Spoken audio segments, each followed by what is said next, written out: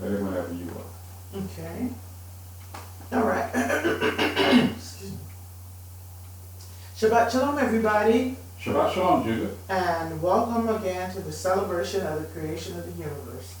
Seventh day Sabbath, which God set from creation in order to celebrate his creation. He created everything that there was or is in 6 days. On the seventh, he hallowed it and made it sacred, made this day sacred for us to commemorate his creation.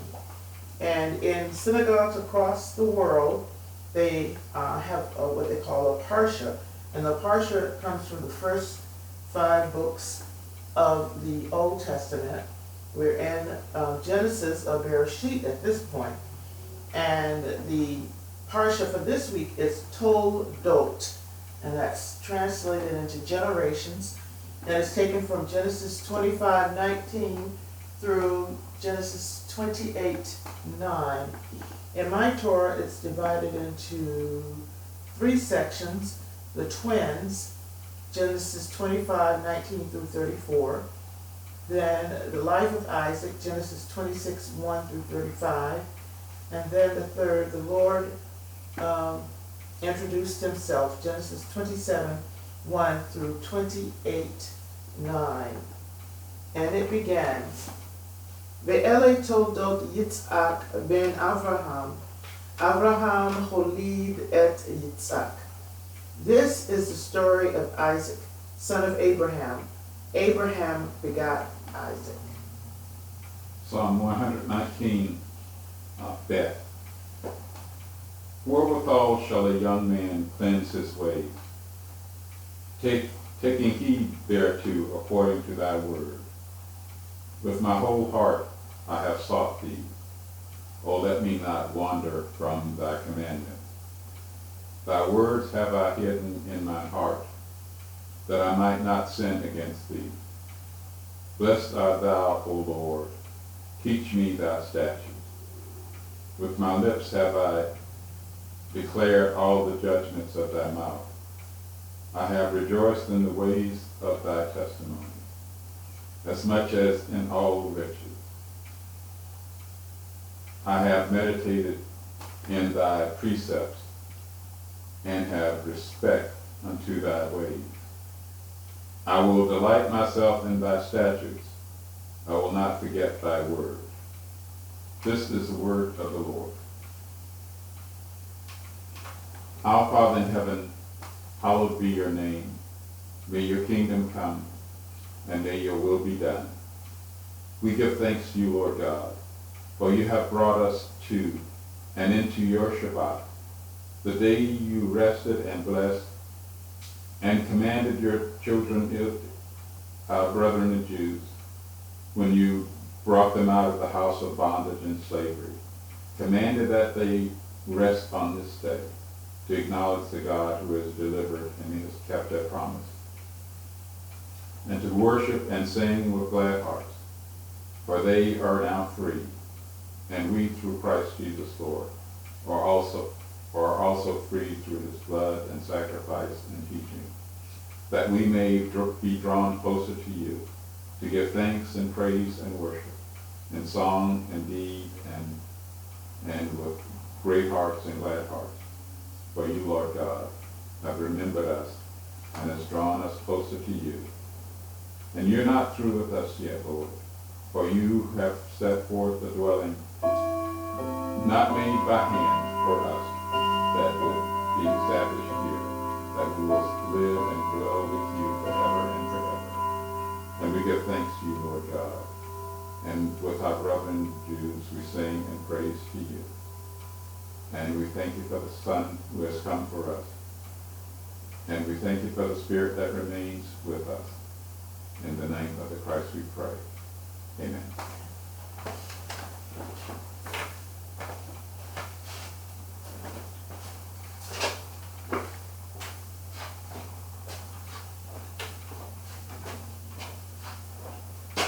Baruch atah Adonai Eloheinu melech haolam hamotzi lechem min sawar. Blessed art you, Lord our God, King of the universe, who gives us bread from the earth.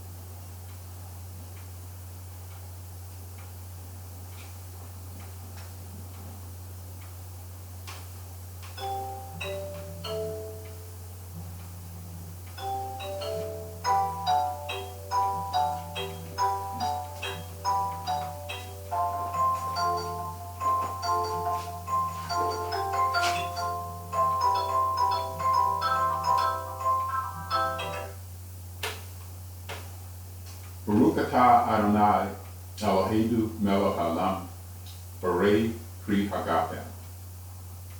Blessed art you, Lord our God, King of the universe, who gives us the fruit of the vine. Shabbat shalom.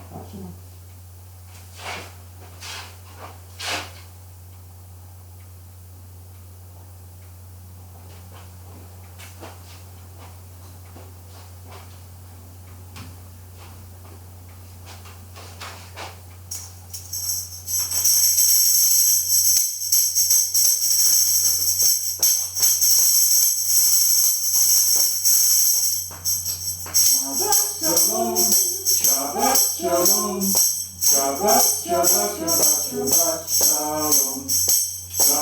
Shalom, Shabbat Shalom, Shabbat, Shabbat, Shabbat, Shalom, Shabbat, Shabbat, Shabbat, Shalom, Shabbat, Shabbat, Shabbat, Shalom, Shabbat, Shalom, Shabbat, Shalom. Shabbat, Shabbat, Shabbat, Shabbat, Shalom.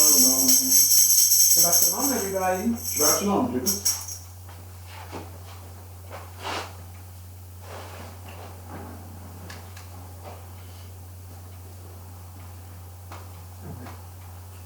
The first portion is the twins. Genesis 25:19-34. This is the story of Isaac, son of Abraham. Abraham begot Isaac. Isaac was 40 years old when he took to wife Rebekah, daughter of Bethuel, the Aramean of Padan Aram, sister of Laban the Aramean. Isaac pleaded with the Lord on behalf of his wife because she was barren, and the Lord responded to his plea, and his wife Rebekah conceived, but the children struggled in her womb. And she said, "If so, why do I exist?" She went to inquire of the Lord, and the Lord answered her, "Two nations are in your womb. Two separate peoples shall issue from your body. One people shall be mightier than the other, and the older shall serve the younger." When her time to give birth was at hand, there were twins in her womb. The first one emerged red like a hairy mantle all over, so that they named him Esau. Then his brother emerged holding on to the heel of Esau, so that they named him Jacob. Isaac was 60 years old when they were born. When the boys grew up, Esau became a skillful hunter, a man of the outdoors, but Jacob was a mild man who stayed in camp. Isaac favored Esau because he had a taste for game, but Rebekah favored Jacob. Once, when Jacob was cooking a stew, Esau came in from the open, famished, and Esau said to Jacob, "Give me some of that red stuff to gulp down, for I am famished, which is why he was named Edom. Jacob said, First sell me your birthright. And Esau said, I am at the point of death, so of what use is my birthright to me? But Jacob said, Swear to me first. So he swore to him, and sold him his birthright to Jacob. Jacob then gave Esau bread and lentil stew, and he ate and drank, and he rose and went away. Thus did Esau spurn the birthright. Oh, okay. This was another interesting story. So I'm trying to think of, this is, they start off verse 19, establishing the genealogy of Abraham's descendants. Apparently there was some critics at the time that says that Isaac was not Abraham's son. She was got pregnant by one of those kings they were staying with. So, but this is establishing the genealogy of Abraham's descendants. One of the interesting things here, Isaac was 40 years old when he married Rebekah, and she was 20. He was 60 when Rebekah gave birth. So they were married at least 20 years before she gave birth. They still did not say how old she was. So it's hard to say, but at least we know they were married 20 years before she had her twins. A couple of interesting things that are going on. The twins, she had trouble conceiving. Not only did she have trouble conceiving, even Sarah had trouble conceiving, or delayed in conceiving.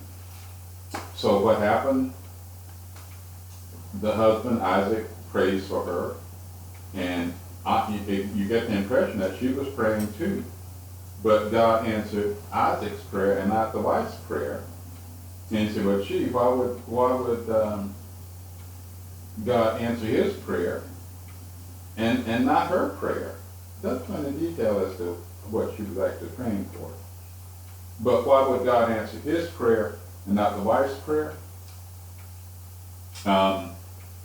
What happens when God withholds things,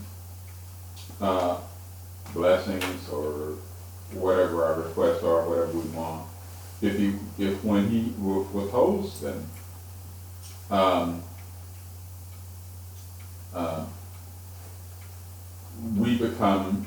we pray more, and that way, through prayer, we draw closer to God.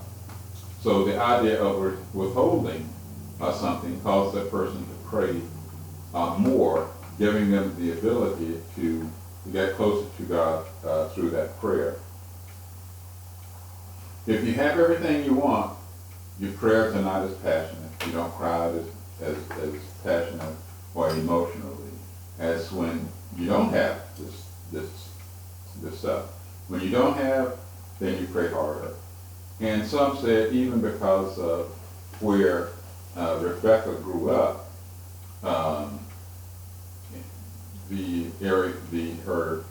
her parents or relatives were on-board crooks.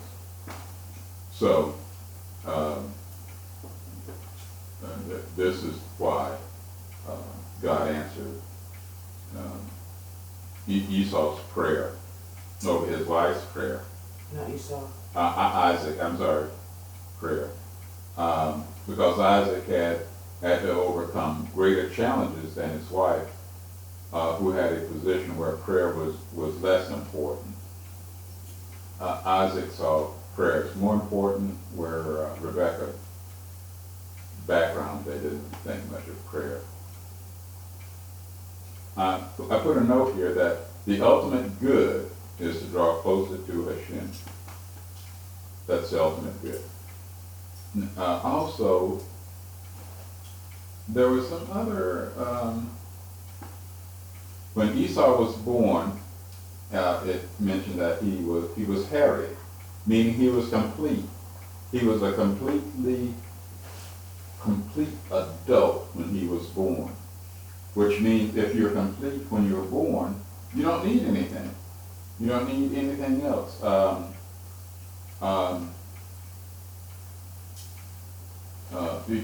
Meaning he didn't have to grow.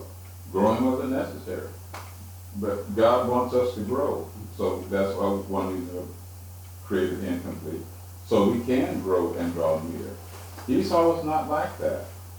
And a funny thing, maybe not funny, but Esau's dad did not give him his name. How did he get his name? It used the word they called him. Whoever they is, I don't know. But they called him Esau. And when he was born, he was his brother was holding on his heel. Some say he was trying to say he was trying to pull him back so he could be born first. Maybe a little biology. When the first sperm, I'm guessing it's true. With twins, I guess the first sperm, the sperm that gets there first is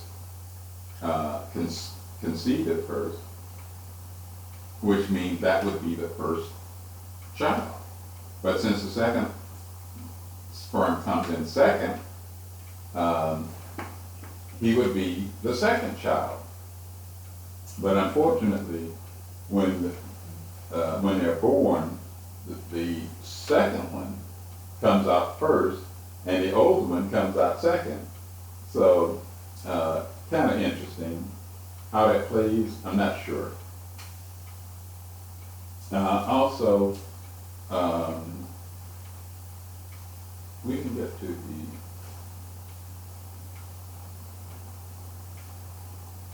Okay. One other thing to talk about the character of the two boys. Verse 27 says the boys grew up and Esau was a cunning hunter. It doesn't say what he was hunting, but some say he hunted men. Mm-hmm. He was very persuasive, very deceptive. He was also a man of the field. While Jacob was more one that was devoted to study and meditation and for Torah learning. Did we get to eating at the stew yet? Eating the food? Yeah. Yeah. We did? Okay. Now, some interesting things here. Oh yes. Some say this happened at the time when Abraham died. It was after his funeral and his mourning food. There's certain food that's eaten for mourning. And Esau was hungry, and he comes in famished and asks Jacob to sell him his birthright for some of that stew. And some say just says, pour that red stuff down my throat, as opposed to hey, give it to me and I can chew it and eat it. He just said, pour it down me. And one thing said, he uses the word red stuff. Some say red porridge, but they do Halligan porridge. But pour that red stuff down my throat. And I'm thinking, wow, red, where did we see that before? And just a few verses prior to that, he came out all red. Mm-hmm. So, and I said, interesting. There is another parallel too with red. And where do we see red first occur? Garden of Eden. But this red had to do with red blood. which was the animal that God killed, to spill or kill to make garments for Adam and Eve. So that was that red comes up one more time. So he's hungry, wants the food, and Jacob gives him the food. Now some say did Jacob have did he kind of cheat his brother? Did he take advantage of his brother and for selling him the birthright? And I don't normally ask you a question, but do you think Esau was cheated out of his birthright? He didn't have to sell it. No, he didn't. Well, he was hungry. Didn't have to sell it. But he didn't have to sell it. No, he didn't have to sell it. Okay, but so he wasn't cheated? No. Okay. He paid for it. Okay, so how do you know what gives you the idea he was sold and that's how you know he wasn't cheated? Well, what was the deal? I say he wasn't cheated. Yeah, I'll agree with that. He wasn't cheated. What was the deal? Give me that bowl of stew and you have the birthright. But Jacob was kind of a guy, because he could come back later and say, well, you cheated me. I was emotional. I was hungry. He said, no. That can't be. Because the deal was the stew. Well, what did I give you? I gave you bread. I gave you stew. And I gave you something to drink. So if you were really, really hungry, I give you the bread first. You eat the bread, you're satisfied. You're not hungry anymore. So he said, well, the deal was for the stew. If I don't eat the stew, I still get the first birthright. So in order to seal the deal, Jacob said, or what Jacob did was, he gave him bread first. Maybe said something to drink. I'm going to say wine. Some bread and wine to satiate him, to take away that hunger. So he's not hungry anymore. Well, he still wants to celebrate. He didn't want the birthright. So he wasn't cheated out of it. Although it will come up more and more. But I don't think, but the idea, the birthright didn't mean anything to him. He ate, he was satiated, and he still said, what's with this birthright? I don't care. But he didn't want to even be bothered by chewing the stew. And it wasn't later on, it's mentioned what it was lentil. So after he ate, what did he do? He ate, he drank, he rose up, and he left. 4 things. What significance of those 4, I don't know. But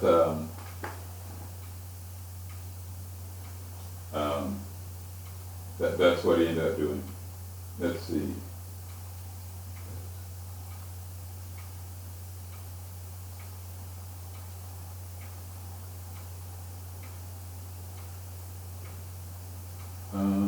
That's all I have for now. Well, I'd like to bring up, as I usually do, that whenever a contract is cut, there's usually food involved. Mm-hmm. From the Garden of Eden, where there was a contract cut, and Adam and Eve ate of the fruit. Right here is a contract involved, and food is involved there. Mm-hmm. And if you pay attention as we go throughout the scriptures, there's always a meal eaten when a contract is cut. Okay. Mm-hmm. Part 2, the life of Isaac, Genesis 26, 1 through 35.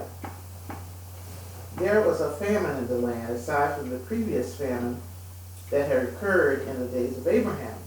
And Isaac went to Abimelech, king of the Philistines, in Gerar.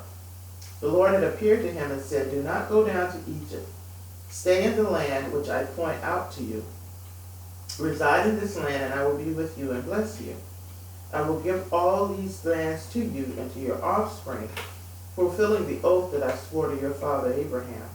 I will make your descendants as numerous as the stars of heaven, and give to your descendants all these lands, so that all the nations of the earth shall bless themselves by your offspring. Inasmuch as Abraham obeyed me and kept my charge, my commandments, my laws, and my teachings. So Isaac stayed in Gerar. When the men of the place asked him about his wife, he said, "She is my sister," for he was afraid to say my wife, thinking, the men of the place might kill me on account of Rebekah, for she is beautiful. When some time had passed, Abimelech, king of the Philistines, looking out of the window, saw Isaac fondling his wife Rebekah. Abimelech sent for Isaac and said, "So she is your wife? So she is your wife. Why then did you say she is my sister?" Isaac said to him, "Because I thought I might lose my life on account of her." Abimelech said, "What have you done to us? One of the people might have lain with your wife, and you would have brought guilt upon us." Abimelech then charged all the people, saying, "Anyone who molests this man or his wife shall be put to death." Isaac sowed in that land and reaped 100-fold the same year. The Lord blessed him, and the man grew richer and richer until he was very wealthy. He acquired flocks and herds and a large household, so that the Philistines envied him. And the Philistines stopped up all the wells which his father's servants had dug in the days of his father Abraham, filling them with earth. And Abimelech said to Isaac, "Go away from us, for you have become far too big for us." So Isaac departed from there and encamped in the Wadi of Gerar, where he settled. Isaac dug anew the water wells which had been dug in the days of his father Abraham, and which the Philistines had stopped up after Abraham's death. And he gave them the same names that his father had given them.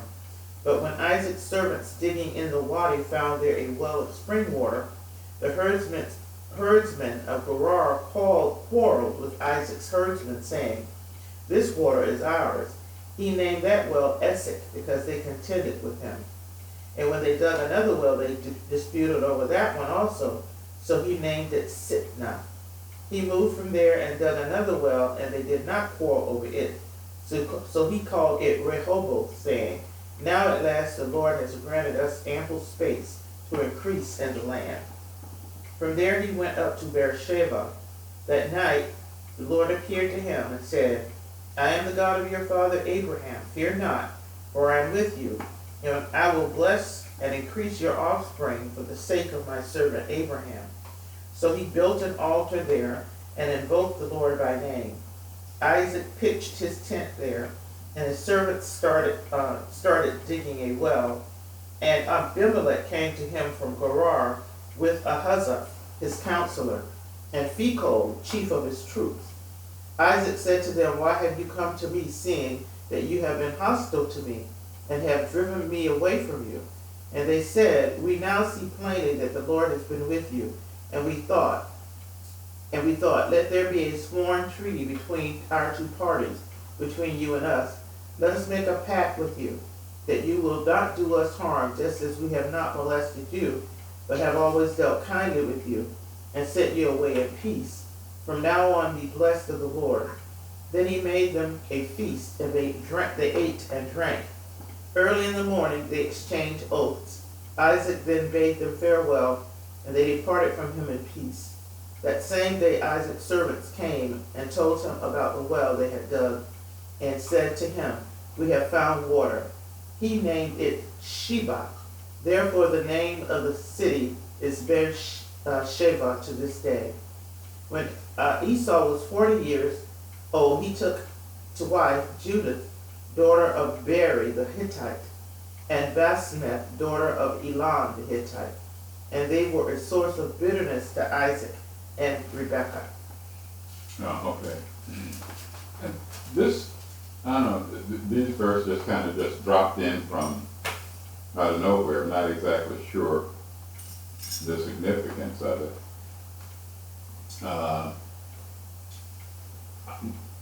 Now, I'm not sure where the wife that Esau took, they were the Canaanites, so they were probably idol worshippers, or I guess everyone was idol worshippers at that time.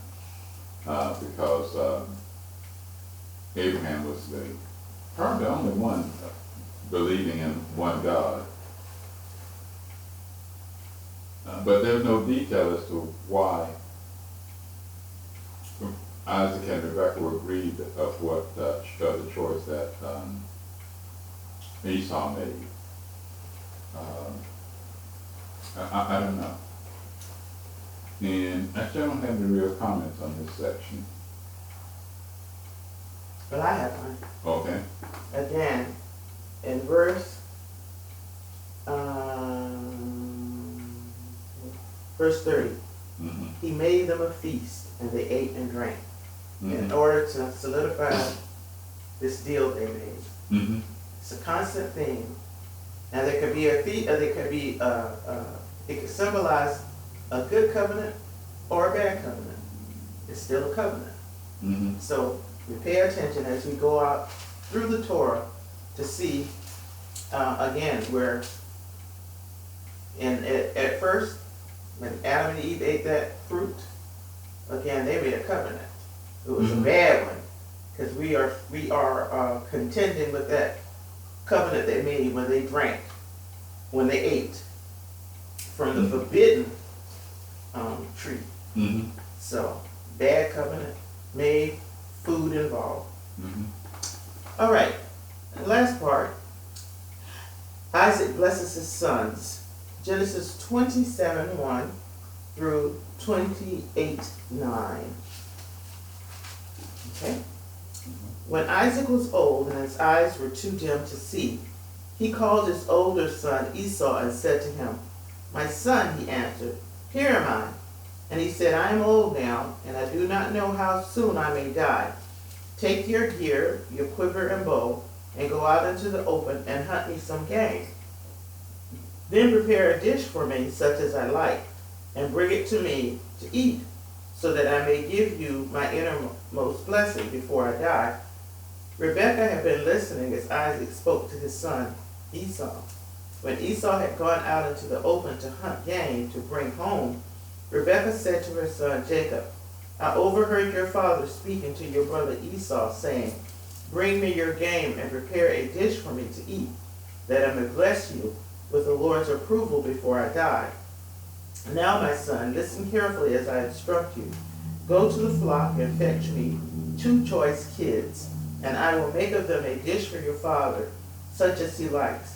Then take it to your father to eat, in order that he may bless you before he dies." Jacob answered his mother Rebekah, "But my brother Esau is a hairy man, and I am smooth-skinned. If my father touches me, I shall appear to him as a trickster, and bring upon myself a curse, not a blessing." But his mother said to him, "Your curse, my son, be upon me. Just do as I say, and go fetch them for me." He got them and brought them to his mother, and his mother prepared a dish such as his father liked.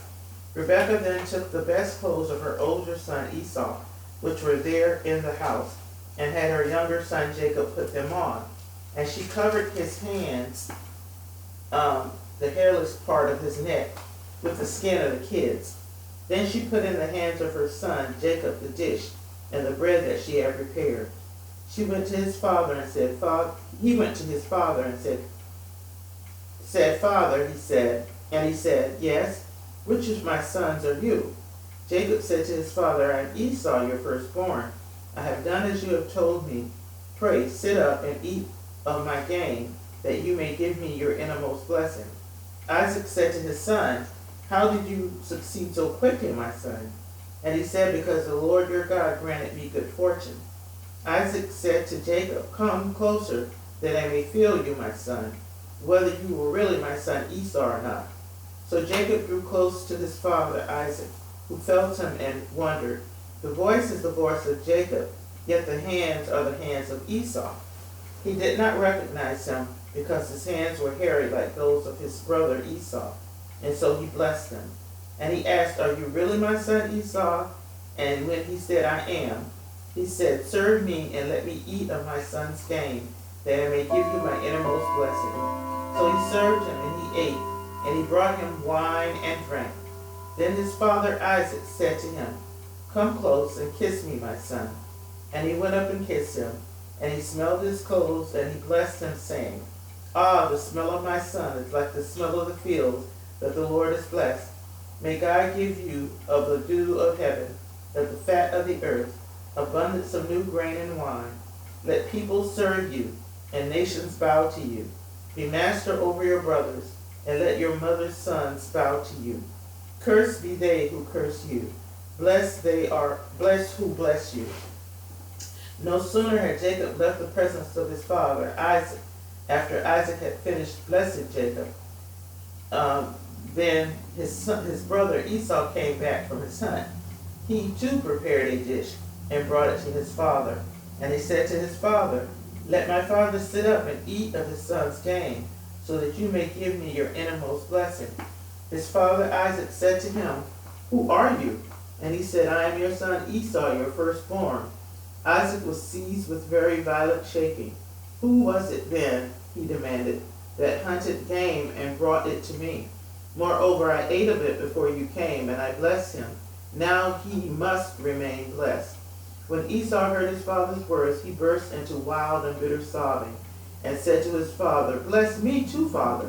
But he answered, "Your brother came with guile and took away your blessing."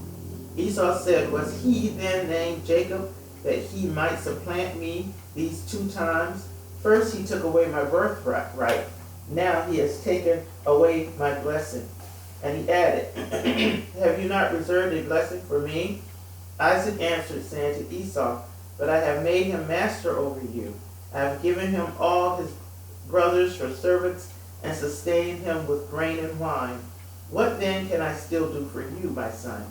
And Esau said to his father, "Have you but one blessing, father? Bless me too, father." And Esau wept aloud. And his father Isaac answered, saying to him, "See, your bow shall enjoy the fat of the earth, and the dew of heaven above. Yet by your sword you shall live, and you shall serve your brother, but when you grow rested, you shall break his yoke from your neck." Now Esau harbored a grudge against Jacob, because of the blessing which his father had given him. Esau said to himself, "Let but the mourning period of my father come, and I will kill my brother Jacob." When the words of her older son Esau was reported to Rebekah, she sent for her younger son Jacob and said to him, "Your brother Esau is consoling himself by planning to kill you. Now, my son, listen to me. Flee at once to Haran, to my brother Laban. Stay with him a while until your brother's fury subsides, until your brother's anger against you subsides, and he forgets what you have done to him. Then I will fetch you from there. Let me not lose you both in one day."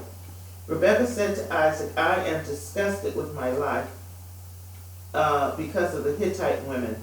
If Jacob marries a Hittite woman like these from among the native women, what good will life be to me?" So Isaac sent for Jacob and blessed him. He instructed him, saying, "You shall not take a wife from among the Canaanite women. Up, go to Padan Aram, to the house of Bethuel, your mother's father, and take a wife there, for among the daughters of Laban, your mother's brothers. May El Shaddai bless you, make you fertile and numerous, so that you become an assembly of peoples. May he grant the blessing of Abraham to you and your offspring, that you may possess the land where you are sojourning, which God gave to Abraham." Then Isaac sent Jacob off, and he went to Padan Aram to Laban, the son of Bethuel, the Aramean, the brother of Rebekah, mother of Jacob and Esau. When Esau saw that Isaac had blessed Jacob and sent him off to Padan Aram to take a wife from there, charging him as he blessed him, "You shall not take a wife from among the Canaanite women," and that Jacob had obeyed his father and mother and gone to Padan Aram, Esau realized that the Canaanite women displeased his father Isaac. So Esau went to Ishmael and took to wife, in addition to the wives he had, Mahalath, the daughter of Ishmael, sister of Nebaioth. Okay. There's a lot here, a lot to be covered. Maybe I just get some of the high points here. And I don't know if we talked about it much, but there were character traits in Esau and in Jacob that the father and the mother saw differently. The mother, Rebecca, was around people who were deceitful, who liked to cheat, and she could see that better than Isaac, who was only around his dad and his mom, and probably saw people who dealt fairly, people of righteous backgrounds and behavior. So to find that the deceitful purpose, or to see a deceitful person,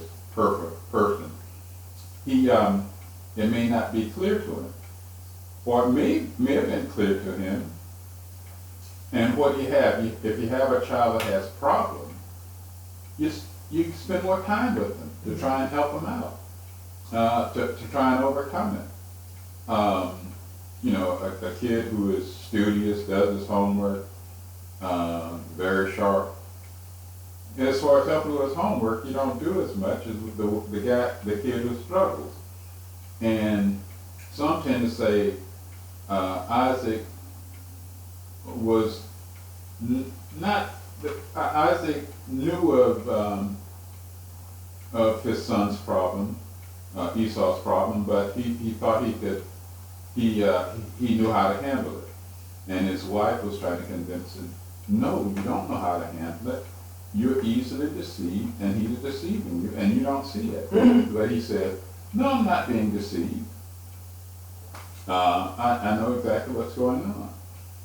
So,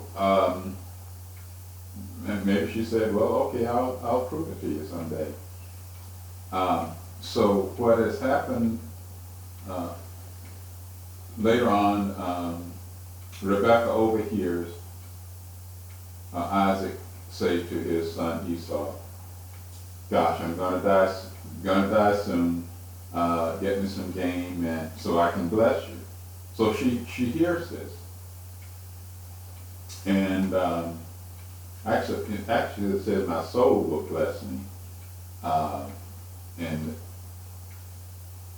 when Esau repeats that, he leaves the word soul out.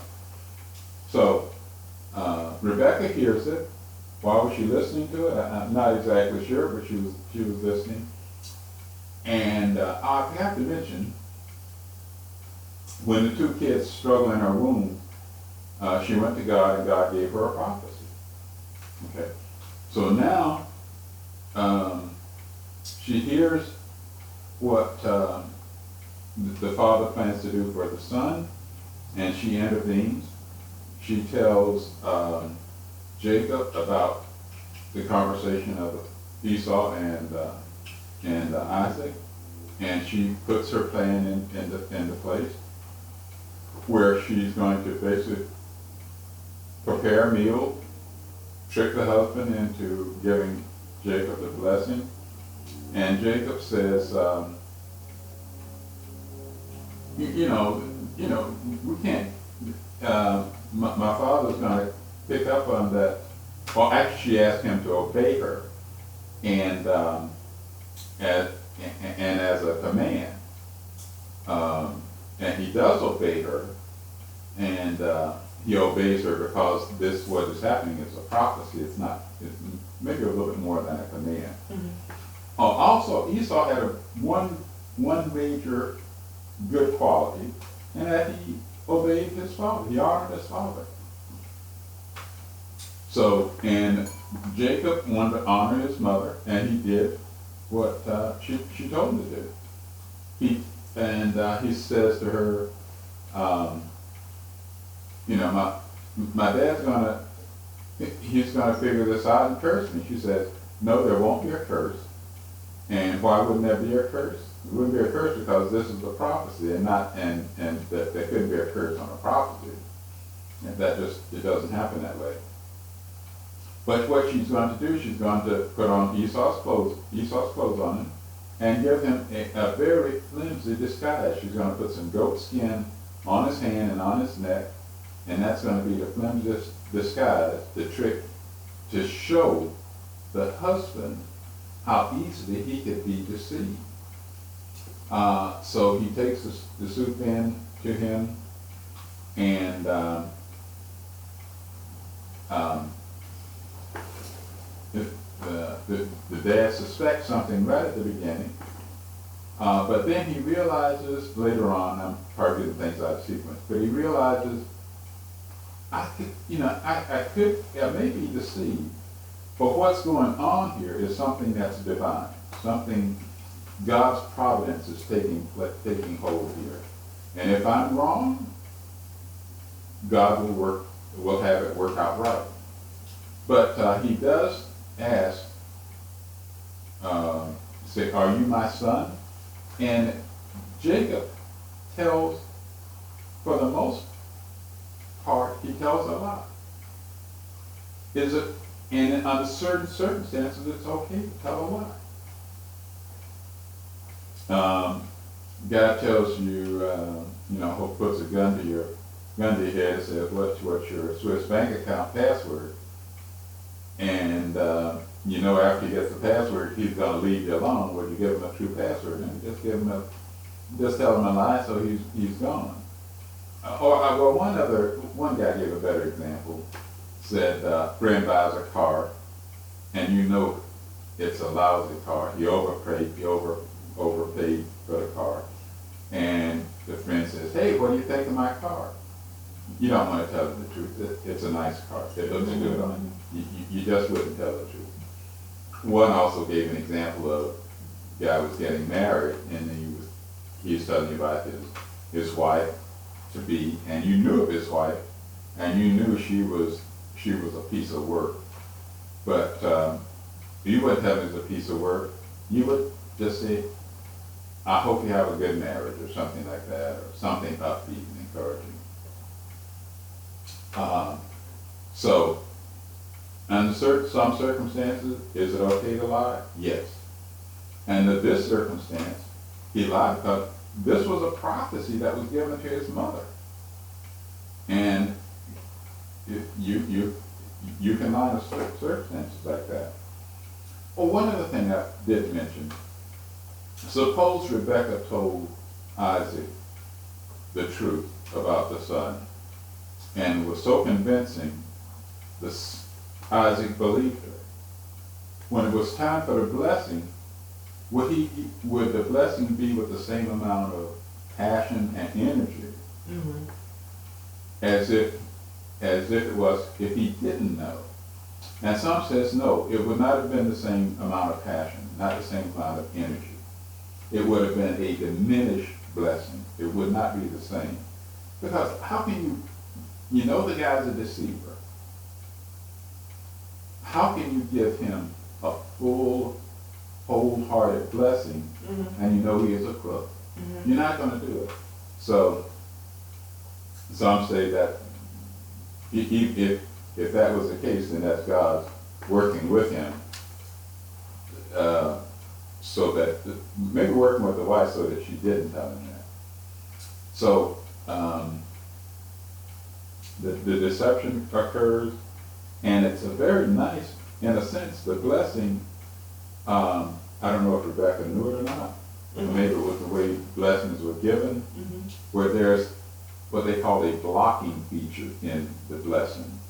And what do I mean by that blocking feature? At the end of the blessing, it says, may those who bless you,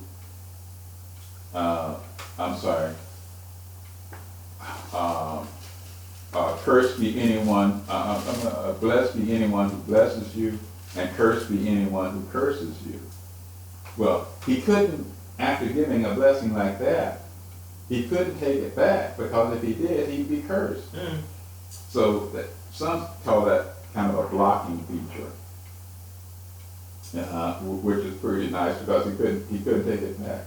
Plus, he affirmed it when Esau says, when he tells Esau, I blessed him, and it's going to happen.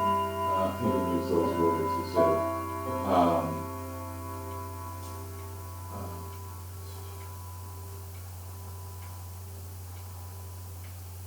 I forget the exact words he used. But it was, not only did he bless him, he affirmed the blessing that was given. why was Jacob trembling? Oh, I'm almost going to forget that. Why was he trembling? Not that he gave the blessing to the right person, is that he almost gave the right blessing to the wrong person.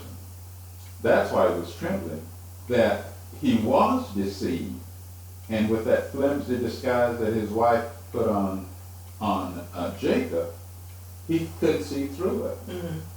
Then he realized, yeah, Esau was deceiving me all these years, and I almost gave him the blessing that I should not have given him. So that's why he's trembling. Not necessarily that he was tricked, Mm-hmm. but he was trembling because he realized he had been deceived, and he wouldn't admit it.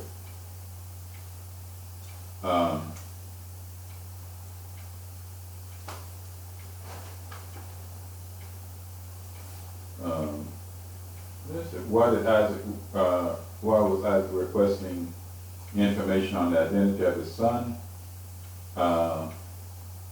Because Esau never talked that way to his father. Mm-hmm. He just didn't talk that way to his father. That's why he was asking. And Jacob realized something was wrong. There was some doubt involved, and he knew that God was in the middle of it, and if God was in the middle of it, the things would come out as it should. God would make the outcome come out right. Why did did we talk about that? Did you read the blessing of Esau? Mm-hmm. Yes, you did. Mm-hmm. What blessing? One of the interesting blessings that Esau was given says, "By your sword you shall live," but it doesn't say you would conquer by the sword. What does that mean? By your sword you shall live. You would just be someone who fights, who loves to fight. May not have any great purpose, may not have any conquest, but someone who just likes to fight. Mm-hmm. And that's about it. Some people just love seeing blood. Mm-hmm. They get excited about seeing blood. Yeah.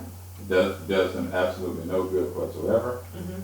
but that's how he lives. He lived by the sword.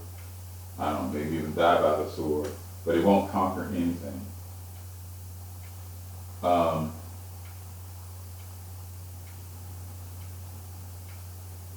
And I'm not exactly sure why. I didn't make a note, but I don't know why his brother Esau was crying so, but he cried out passionately. Why was he crying about not receiving the blessing? I don't know. I don't have a good idea why he'd be crying so.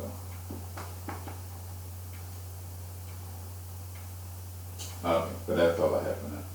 Okay. All right, that's the end of the Parashat for this week. Toldot, generations. Oh, okay. The Parashat for next week is, it's, let me make sure I pronounce this correctly.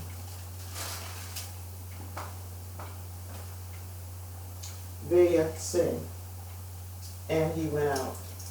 And that's taken from Genesis 28:10 to Genesis 32:3. And my Torah is divided into three parts.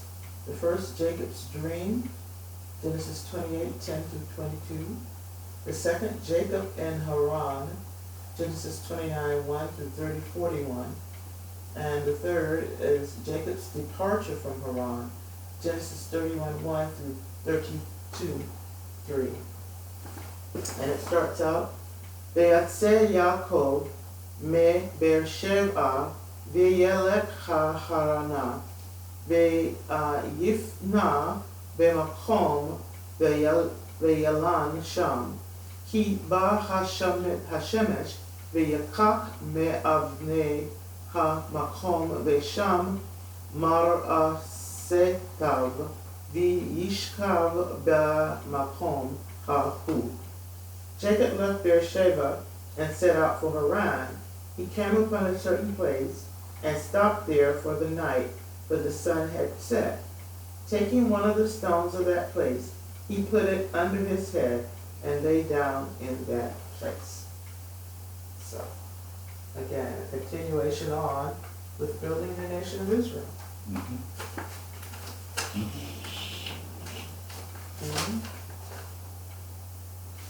I'm ready. You have your song sheet. And as we've been saying the last few weeks, a charge to keep our hand. And we do verse 3.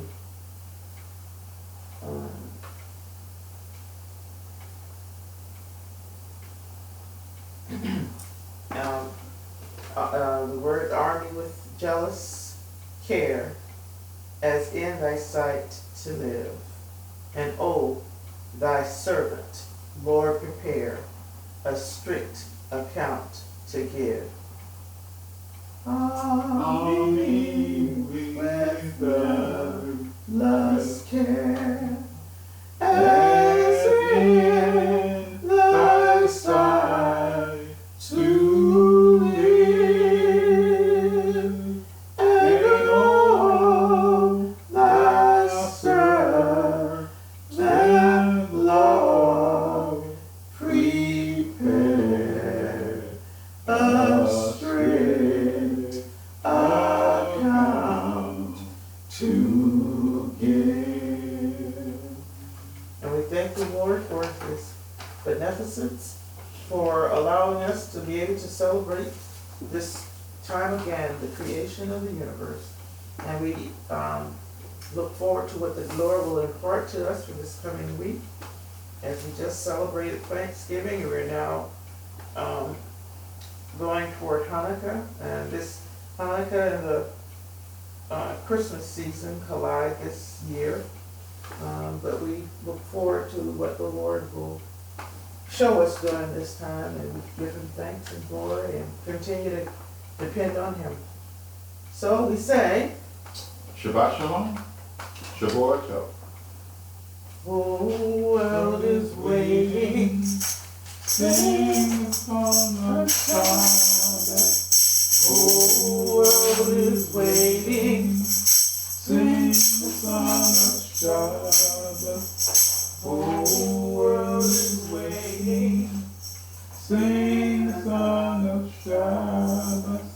whole world is waiting, Sing the song of Shabbat. I'm also waiting, waiting to sing the song. I'm also waiting to sing the song of Shabbat.